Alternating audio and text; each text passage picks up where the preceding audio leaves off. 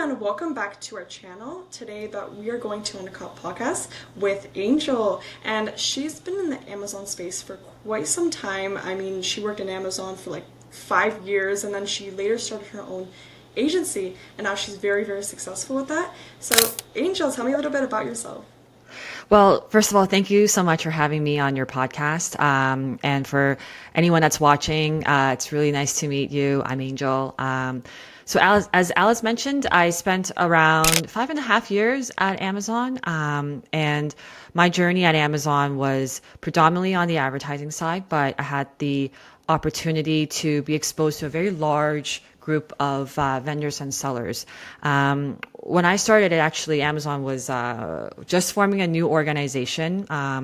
If you're familiar with terms, or it's called Grow, sometimes it's some acronyms, but essentially they are sellers and vendors that could be starting off from their first year all the way to maybe their 5th or 6th years, and with an annual revenue of 5 million upward to 15 million. So I was very fortunate to have the opportunity to work with such a diverse group of sellers and vendors. And it was very eye-opening for me, frankly. And I spent also 2 years, my last 2 years at Amazon was leading the China business. That was a very, very interesting experience. I'm Chinese myself, but I've never really done business in that market. And I've learned a lot about how Chinese sellers approach Amazon. With the distance, they're very, very good at working the Amazon algorithm, looking at the technicals, the inputs and outputs, managing their sponsor ads. So that was good enough of a report card for me to be like, you know what, let's start something on my own and be able to help brands on Amazon in a greater capacity, in a capacity that I felt like I was really able to be hands-on. So here I am, and I'm really excited to have a chat today. Yeah, likewise. So tell me about, how was Amazon like when you first started? Yeah, it's so I will say that I'm Canadian.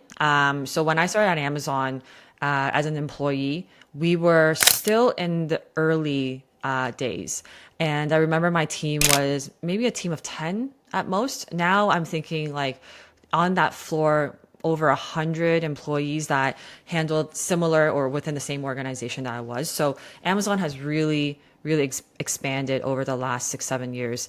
I also think that the way consumers are shopping are very different as well. If you all think about the roots of Amazon, it started off with books, right? And then started expanding more into different categories. I still remember having conversations with my clients where they asked me, they were like, Angel, will customers buy from the US into Canada or vice versa? Like, should I be doing presence on Amazon.com to promote my Canadian business or vice versa, right? And the truth is it's just grown so much that each market has its own specific nuances and learnings. And the categories have expanded so much as well. High ticketed items. It used to be something that people want to go into a brick and mortar to see, to feel very good about. But now we see people buy TVs, thousands and thousands of dollars, really expensive cameras, for example. So yeah, like the overall Amazon platform itself has matured a lot. The consumers and their comfort level of shopping on Amazon has changed a lot too. And it's just been very exciting. I think like for us to operate in this space, it just never becomes boring. Yeah, for sure. So right now, you mentioned that a lot has changed, like the market. So what do you think changed the most? Would you say like maybe AI? I know like a lot of people, they told me that AI has changed so much in Amazon, and also maybe like this like sellers there. What do you think changed with that? Yeah, AI, I call my ChatGPT Chad. Talk to him daily. So, AI is really a game changer. I like to see it in a positive lens. I think there are some thinking that like, oh my God, one day AI is going to take over all of our jobs, etc. But I see it as a tool for us at the very basic level. It helps us with productivity, right? It's able to help us do calculations or think about things where maybe our brains are not able to move as quickly, right? Or maybe we should be thinking more about where our human brain should be more invested in versus, doing everything and allowing AI to take a part of it. So my overall feeling about AI is optimistic. And when it comes to Amazon specific, there's a lot of tools now. Even before ChatGPT became such a popular topic, there were already a lot of 3P tools out there that we can use to help with optimization of our ads, helping us with creating content. AI has only, in my opinion, made it faster and made it more accurate. So I definitely think, even though I'm in the agency business and there are a lot of conversations around like, okay, how does that overlap with my business? But I do encourage that we continue to incorporate that because it will only benefit this industry. And I also think that, we just need to keep making good progress, right? So we have to keep moving forward. Yeah, for sure. And in terms of a seller's perspective, so how do you think it changed with like people selling on Amazon now? Without the context of AI, a lot of my friends would ask me like, "Hey, Angel, like I want to start selling on Amazon. Do you recommend it?" My my answer, I think that I would say it's complicated in a way where there's a lot of things you have to think about, right? Like Amazon is quite busy now, right? We have brands that are always entering in. We still have very mature brands. I was like, okay, let's now lean into Amazon and do more, right? So as a brand that's starting from zero, you are up against a lot of entry of new brands similar to you. And also the behemoths are investing now a lot more into the platform. So what this means for you is that you have to be ready for the ride. And I don't think it's impossible to launch on Amazon. I think you need to do your math and also have the right risk tolerance. Now, is that true for all markets? No, I don't think so. I think that, if we're talking about US, UK, Germany, these mature markets, it is a very lucrative market because there's a lot of people there. So you can go after the size, but it will come at a price tag. But Amazon has been launching a lot of new markets. So we're talking about the Middle East, for example, Australia. These are smaller, newer markets that I feel if you have the ability to launch in those markets, maybe it can be an easier ride for you up front. So that would be how I would kind of think through if I were to launch on Amazon today. But there is still business. Don't get me wrong. Like we've worked with clients that just launched and we've been able to see success, but that is where you really need to get the right planning, the right education, and being able to take the risk of that ride that comes along with it. Yeah, for sure. In terms of competition, you mentioned that there's going to be a lot of players who are like similar to you. How would you say the competition is like? Yeah, it's you're talking about agency, I'm guessing, right? Yeah. I think that there are a lot of people out there that have experience with Amazon. You can pretty much start an Amazon business today. You get something from China, you list it on Amazon, and you start building your knowledge base of Amazon. And I have met some consultants and agency owners where that's how their journey began.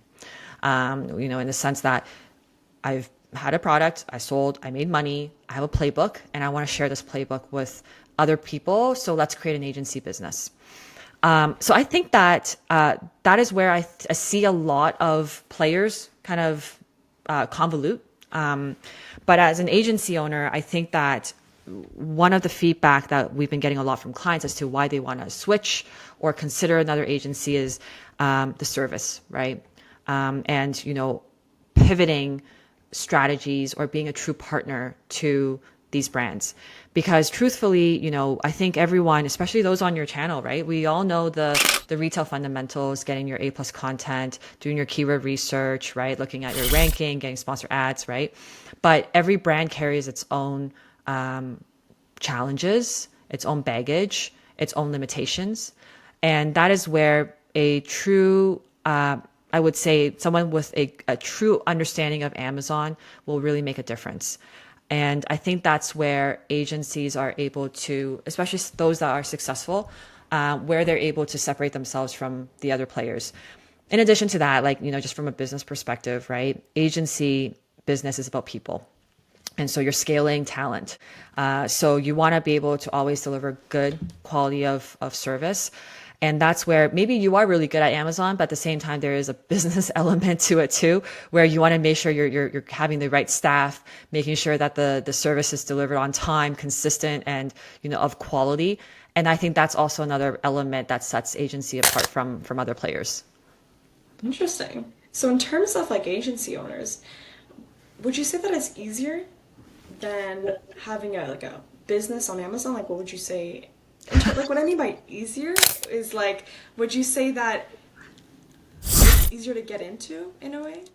You mean that to be an agency owner?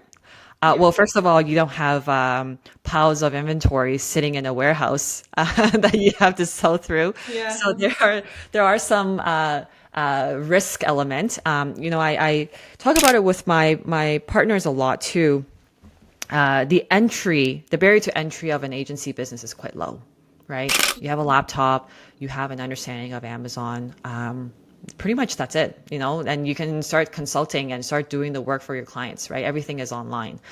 So I think that to start an agency business is quite easy. As a matter of fact, I think it might be faster than if you were to start a Seller Central business because you have to go through applications and get a bank account and all that stuff, right? But, joking aside, I think being able to stay in the agency's business is where it's going to be much harder. I think that having a brand on Amazon would only get easier in time because back then on Amazon, we have something called the flywheel effect where, things just start working well for you. So gears just turn in the upward way. So that means that you get better ranking, get a better visibility. You don't have to pay as much on a CPC basis to win that placement, et cetera, et cetera, et cetera. So it just works in your favor, right? So I think that journey actually gets easier as a brand owner. But as an agency owner, you scale, right? You deal with different types of clients. You are with the client in different economic climates. So, this year in particular, it's been not an easy year for anyone. So you have to be empathetic towards your clients. You also need to really be able to uncover what is it that you can do within your control, right? Some clients will be like, I want everything. I want to have margins and I want to have more sales. But truthfully, is that even possible, right? And being able to educate your clients, be empathetic towards them. I think that is where the challenges of becoming an agency owner really comes through. But we're very thankful. We have a really strong team, and our clients are understanding. But nonetheless, these are things that I think makes it hard to scale and operate an agency business. Yeah, super interesting. So, when do you think a client, or not a client, but an Amazon seller, should go reach out to an agency? Oh, that's a great question. I actually had a call, I think 2 months ago. It was a friend of mine, a school friend, and he started a business, and he was working with a agency. It was a very, very small agency. I would say maybe like a two-man team. And he wasn't getting the service that he wanted. And he was asking me like, Angel, like, can you take me on? And there was this moment where I was like, okay, sure, no problem, let's do it, right? I don't even have to pitch you. But then I paused for a minute and I started asking questions about his business. I started to talk to the owners. So one of them is my friend, the other is his business partner. And I found that they're very hands-on. And so the guy was like, hey, you know what? Like, I want to have my ACoS as this, I want to create campaigns like this. And, I want it to be optimized a certain way. I want reporting a certain way. And this is a sign that you are dealing with either a solopreneur or a business owner that is still very much involved in the day-to-day business. And when you're working with an agency, you need to be able to let go, because the agency, if you're buying into an agency, you have to trust that this agency has an approach. And that is why you're paying for their brains, essentially, their talent, right? And so sometimes when you hear that, it's like a little bit of a sign where it's like, okay, they have their own approach. The second thing that I found out was their budgets. How much are they making on Amazon? And how much are they paying on ads? So 70% of their business, of their revenue was reinvested in ads. And so whatever was remaining, and he was very open. He was like, I don't mind not making money. So whatever gaps I have, I'm okay to reinvest back into the agency. It sounds good, but at the same time, it causes a lot of friction in the relationship because we as business owners, right? Any business owner, they're going to have questions about like, okay, well, when can I start making money? And there will be a lot of questions and pressure around when is my agency going to start delivering against my goals? And the thing is that these will not always be in sync. So, and this happens, this ratio that I'm talking about, where your revenue and your ad spend is off. Two culprits. One is that you're not planning properly, or you're in such an early stage of the business that you really do need to reinvest back in to get the momentum to go. And that, for the case that I'm talking about, it's the latter, right? So I didn't feel very comfortable to ask to have him invest that extra or the remaining 30% into my agency, because then he would not make any money whatsoever. And knowing the fact that he was still very hands-on and he had his own vision, right? So I suggested to him that there are two things that he can look into. One is that he can find a freelancer to help him on the business. So rather than doing the work all by yourself, which is hard for a business owner because you have a lot of other stuff to do, maybe you can have someone that can help you with some of the optimizations and free up some of your time, some of the administrative work, right? The other thing is that they can look for a consultant. And this consultant doesn't have to be ongoing. It could be someone that can give you some guidance on how you should approach your business, and then you go for it. So that would be how I generally think about. Also, like, you know, when I talk to clients, are they suitable for an agency at this point? And yeah, I mean, I think I'm happy to share more examples if you're interested. But this one in particular, I didn't feel very comfortable moving forward with it. Interesting, yeah. That's a good perspective because like you don't want to like do business with someone if they don't doesn't really match your criteria or theirs. Interesting. So right now for people who are kind of looking for help with their Amazon, what's your number one advice to them? Like what should they focus on number one? Apart from like going to an agency, apart from like, you know, using tools or anything like that, what do you think your number one advice would be for them? Yeah, I don't know if there's a number one advice because I think that Amazon is a combination of many puzzle Yeah, pieces. there's a bunch of stuff. Yeah. Yeah. And so I think that um, I can only offer a couple of thoughts based on this year that I think is most relevant is that, you know, the cost of doing ads. And I think overall, like just the fees on Amazon, they're rising, right? So we are up against this headwind. And then there's another headwind of consumers also tightening their wallets, right? So I think that the one thing that all brands on Amazon have to get right this year is to do their math properly. Make sure that you don't run yourself into any tight situations because it can escalate very, very quickly.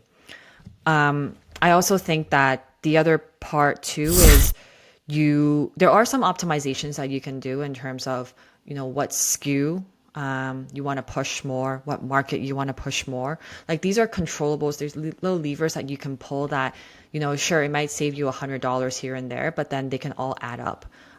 So I would recommend brand owners to look into all the levers that they can pull and find the ones where they can find some efficiencies. Okay. So you mentioned getting inside like a tight situation. So what does that really mean? Well, it's a situation where maybe I'll use like vendors as an example because it's not as easy for brands to see, but you have terms with Amazon, right? And you sign them every Q1, maybe March, and you're like, okay, 20% co-op, you know, I'm gonna pay whatever freight fees, whatever, and then you just start focusing on POs that come in every month. You're like, oh, Amazon's ordering more, ordering more, ordering more, but you think that the business is looking pretty good because revenue is coming in. But at the same time, on an advertising standpoint, you're paying increased costs on clicks, right? And it's more competitive. So you're like, okay, I'm going to pay more because it's Prime Day. I got to make sure I have presence. And then at the same time, you don't know that actually all those POs that you are receiving, like 30% of that is, or 40% of that is gone, like because of costs with Amazon. And then, if you don't have a good financial person that's watching your business, at the end of the month, sorry, at the end of the year, you look at your bank account like, how come I didn't make money? Right? Mhm. Because you're basically just slowly depleting the whatever revenue that you have. And I don't mean to position it as like we all have to be super conservative with spending, because I truly believe that Amazon is not like a traditional brick and mortar where there's foot traffic and people are just naturally inclined to buy. So you do need to advertise. You do need to spend to get the discoverability. But what I mean is that you need to have the level of control. You need to really have a control over your business to be successful. Okay. Yeah, interesting. So, what's your last words for people who are either getting into Amazon and people who are like starting agencies? For those starting on Amazon, I think that the money's there, so go for it. I think that just as I said, just do the math and make sure everything checks out, and you'll be good. People who are looking to start an agency, I don't know if I have anything to say to them, because that would mean they would be a competitor of mine. Um, but I think that I mean, just overall for my peers, right? Like, it is pretty tough out there. And, clients are under a lot of pressure. And I think that we have to run a business, but at the same time, I think that we have to really do what's right for the client. So we're not in the best or easiest spot, but I guess we'll all pull through. That's all I can say. That's amazing. That's amazing. So, just a last thing. So, I saw that you had your agency, you talked about it many, many times. So, can you give more, detailed explanation of what you guys do and what is it? Yeah. I mentioned that I spent some time at Amazon. And during my time, I worked with a lot of agencies. So I felt that some agencies were pretty good from an advertising standpoint. Some knew retail more, but there wasn't really a true partner that I felt knew that was very good at both retail ads and being able to consolidate and have it in the full ecosystem. So the whole vision with the crew is that we marry the two together. And I don't mean it by we're just here to execute and help you get your A plus content on and just help you run your ads. But it's really being able to dive deep into your catalog, your retail business, understand your costs, and being able to have the right strategy on advertising so that everything works coherently together. And in addition to that, understanding your business. Amazon is not just a piece of your business. It needs to be an extension. It actually is part of your entire business. So we need to know what exactly your goals are, your profitability goals are. And we see us as a very strategic partner to our clients. We operate in US and Canada, Middle East. So, and we are actually a partner to Amazon. So we are often at their offices, working very closely with the team there because of our previous kind of employment with them. So I truly think we do good work for our clients. We are boutique, and so sometimes we get challenged by like, hey, how do you fare up to some of the larger players in the market? But I think that it's actually an advantage for us and for our clients, because we don't carry the baggage of having to scale. And, a much larger agency sometimes, because they have such high overhead, people, processes starts to come in, rigidness starts to come in, and you start seeing like cookie cutter plans. That is not our vision. So I see that as a strength for my business. Yeah, super interesting. So, guys, if you're ever, interested in getting something way different than anyone else in the market, please, guys, go to Angel. And where can people reach you? I can drop you my email. We also have a website. So I'll drop that link over to you as well, but it's theaccruagency.com. And feel free to give me a shout. I'm also on LinkedIn, so drop me a DM anytime. And I love to talk about brands. I love to learn about people's businesses. So feel free to reach out anytime. That's amazing. Thank you, everybody, for watching. Yeah, thank you so much.